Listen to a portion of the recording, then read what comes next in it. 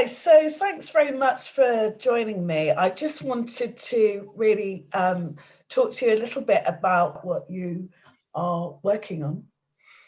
Yep, so I'm Mark Lewis. I'm an associate director at Levitt Bernstein, and I mean, my main focus right now is the Bristol Beacon, and it has been for the last, let me think, 4 or 5 years while we've been developing this second phase of the project.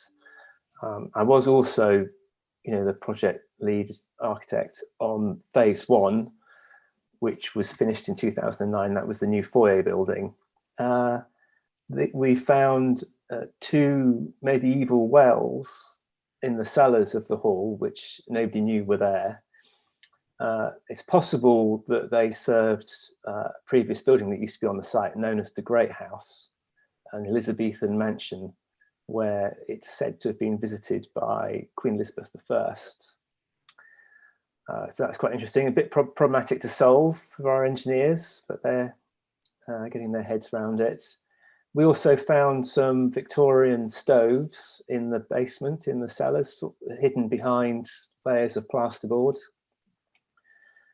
That's quite interesting because I think it sort of demonstrates that the hall has always been a kind of place of hospitality, and it was associated with the Quaker movement in the early days, and we're not quite sure, but maybe cooking and food and the temperist movement was kind of connected to those stoves in some way. So that was quite interesting finding. We're going to leave them there. They'll end up in a plant room, but it'll be interesting for people on a backstage tour to kind of discover these things hidden away in the basement.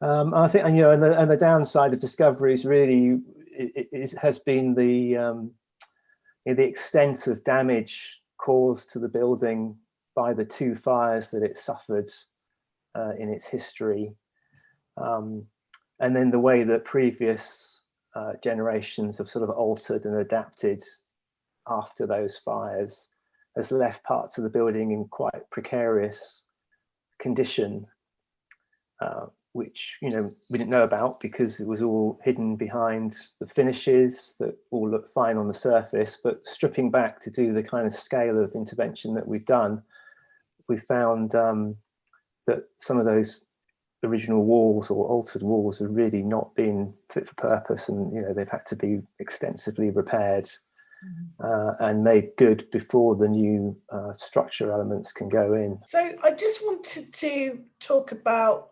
sort of the current situation, really. We keep hearing things in the news about the death of the city, the role of a city, and obviously places like this fantastic venue that's being renovated is a very important part of a city, especially like Bristol. So taking all that on board, I mean, do you have any views on how things may need to adapt and change, and has this affected what you're doing at the moment? I think obviously the COVID crisis has had an absolutely enormous impact on retail, office workers, and entertainment venues. I mean, the hall's been shut. Nearly all theatres have been dark for a considerable period, and it looks like they'll continue to be dark for some time. I think people can sort of survive online. It's just about survival, really, isn't it? And sort of get what you need in terms of entertainment. But you do miss the sort of physical contact and kind of collective experience that you get by going to see your favorite performers live, for that kind of unique experience that can only happen in that place at one particular time. All of those live events are different from the next one, and that's what kind of makes them fun and exciting, as well as being in a big audience. The new building, when it's finished, it's going to have 3 venues within it, and we imagine that that would enable, when things improve, there to still be large events, because it is quite capacious, and they may choose to sort of not have everybody packed in one hall, but sort of spread out slightly more widely across the bigger sites. And so we designed it quite flexibly from the outset with that in mind, at the time that there might be festivals. But I think that could also prove useful to the managers, when they restart, in terms of not having to overwork each space, because they've got a range of spaces that they can use for different types and scales of events, as well as the foyer building, which was designed with a performance space at the heart of it, and lots of space in there, lots of natural ventilation, good ventilation from the bottom up, which sort of helps carry any germs away from people. That's what we're doing in the auditorium as well. We're doing a sort of bottom up ventilation system. There's no recycled air going into the new scheme. It's all fresh air supply with heat recovery on the ventilation systems, rather than recirculating the air. And washrooms and things like that, it's put the pressure up to sort of select hands-free fixtures in the washrooms. Makes that, always was important for accessibility, but now there's another reason for doing things hands-free or touch-free, to sort of limit the spread of viruses and the like. Can you just briefly describe some of these new spaces that we are going to be looking forward to in the renovation? Yeah, so we've got Hall 1, which is the main auditorium. Will be completely different. So the 1950s interior will be gone.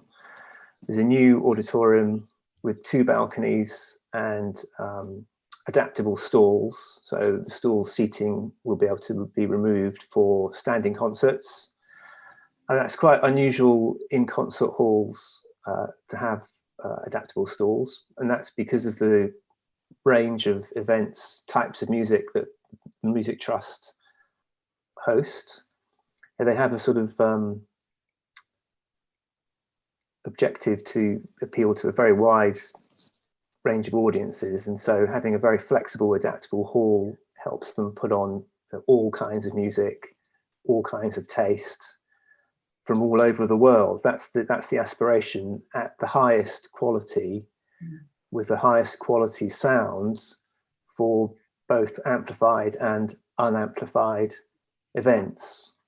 So that was a key part of the brief, that it should sound just as good, be just as enjoyable for any kind of event, which is quite a tough call. So we built in a lot of adaptability in the seating, in the acoustics, in the technical infrastructure, to be able to host those wide events at a very highly professional, high quality level. So that's the main hall, and that's the main draw, the main business driver for the trust in terms of income.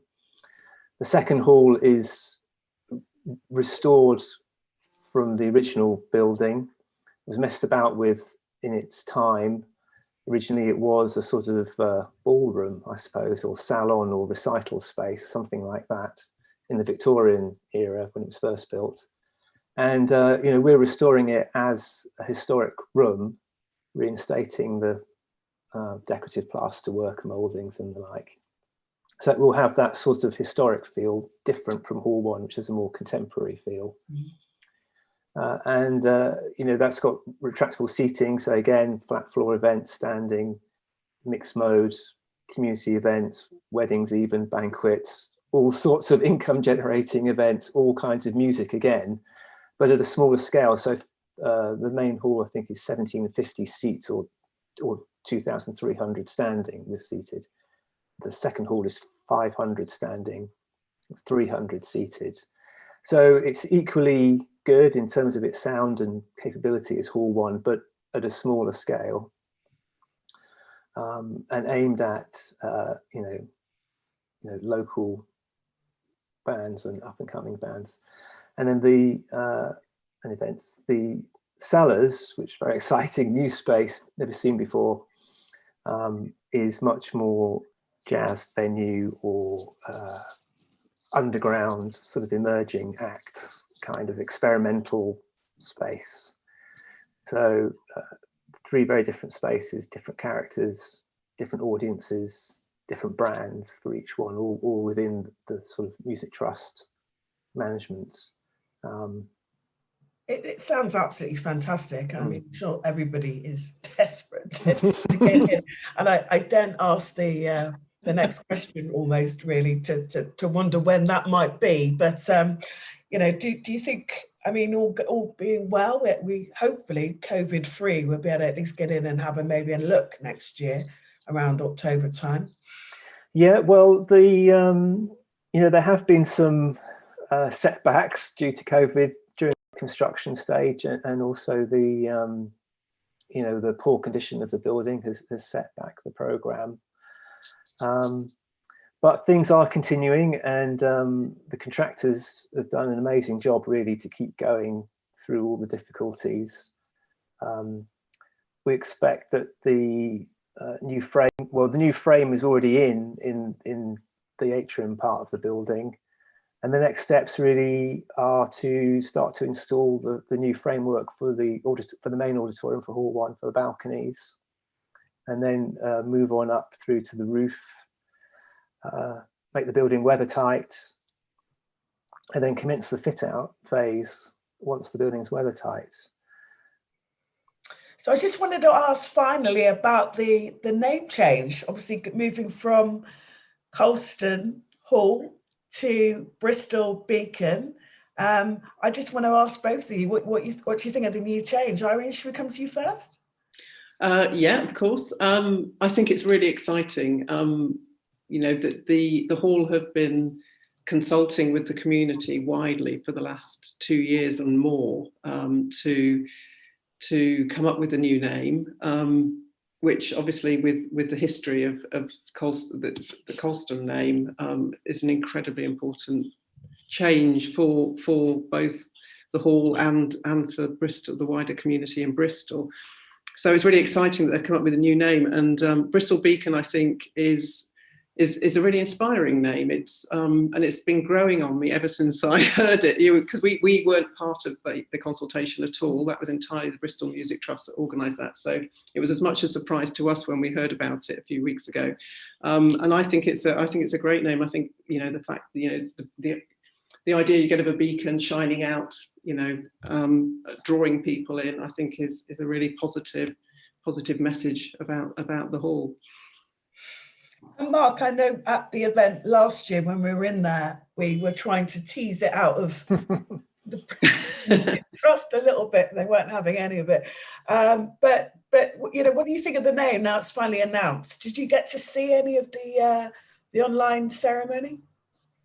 We did. It was a big event in the office, well, the virtual office, when that happened.